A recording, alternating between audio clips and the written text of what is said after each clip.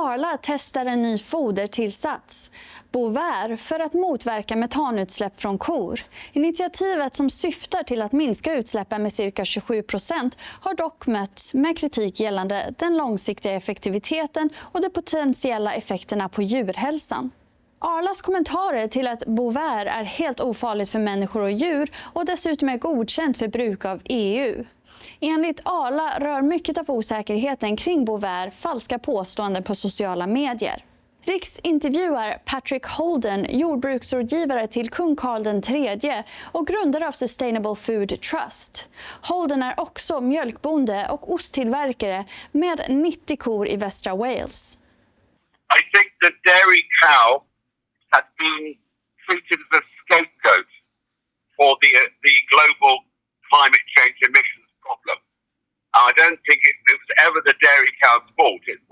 And I think that the climate change committees all over the world have identified cows as part of the problem in terms of climate change because of their methane emissions, when in fact, if they're grazed as they used to be grazed, in wild herds and also still are grazed in holistic grazing systems, the cow is not part of the problem.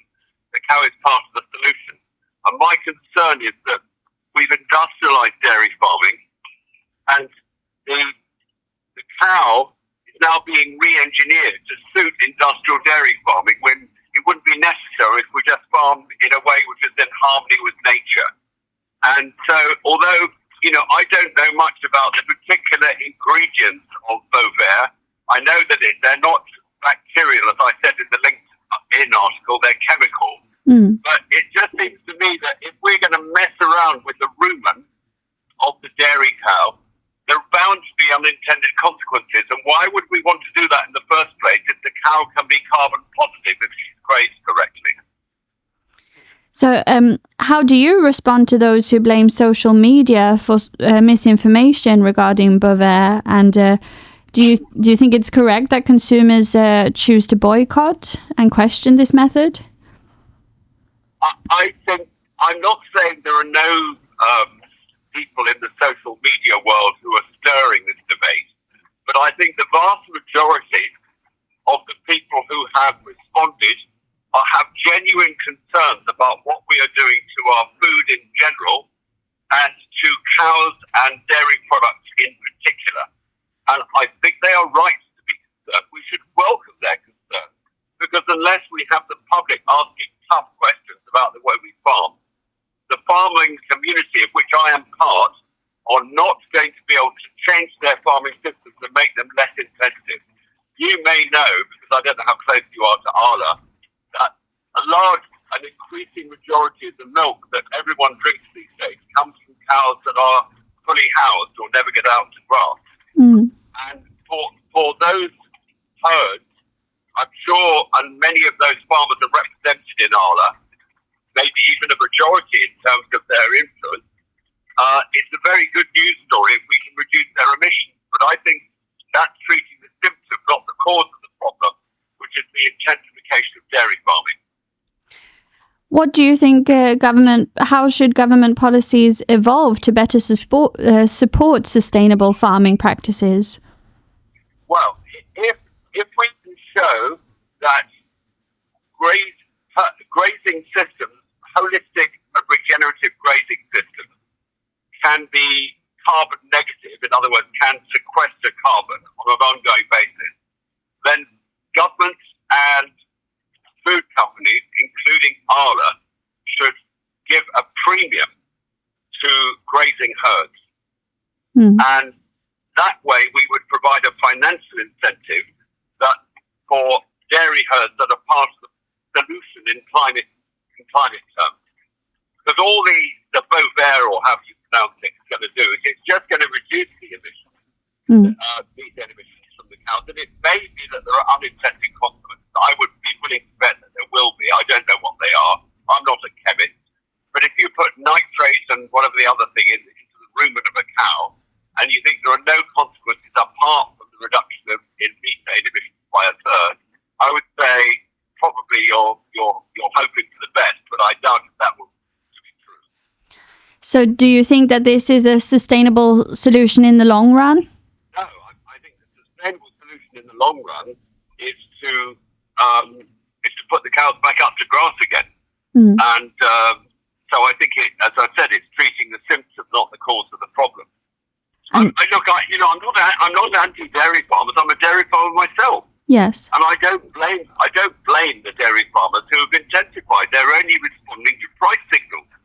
The truth is, you've got to get intensive and get big or get out if you're a dairy farmer these days, unless you have advantages. And I have advantages. I have a day job. I also make cheese from our milk. But for normal dairy farmers, it's almost impossible now in the UK to make a living if you have less than 100 dairy cows. And even if you have 100, it's only just possible. And that's wrong.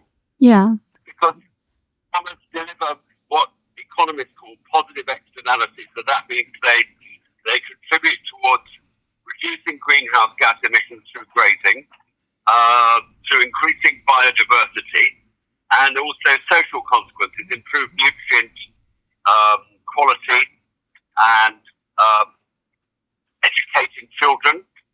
I was a Londoner who got educated when I went into a dairy shed in 1957, and it changed my life. So, and also we employ people. We employ 5 people in our cheese dairy with a local cheese making operation. Now, those are climate, nature, and social benefits, but we're not paid for them. Now, if small family farms were paid for their climate, nature, and social benefits, then that would send economic signals that small-scale dairy farming is better for the planet, better for nature, better for public health. We don't have that situation. We have the opposite. The bigger you are, the more industrial you are, the more profit you will make. That's bad for society. I know there are dairy farmers in the Arla supply chain who agree with this. Yes. I know there are. I also know there are people who work for Arla who probably agree with this, but they cannot say so. I'm not anti-Arla. No. I've been to Denmark with Anne, who is a senior sustainability person in Arla, and she's a very good woman. So I'm not saying they're a bad company. I'm not saying that at all. I'm simply saying we need to rethink this.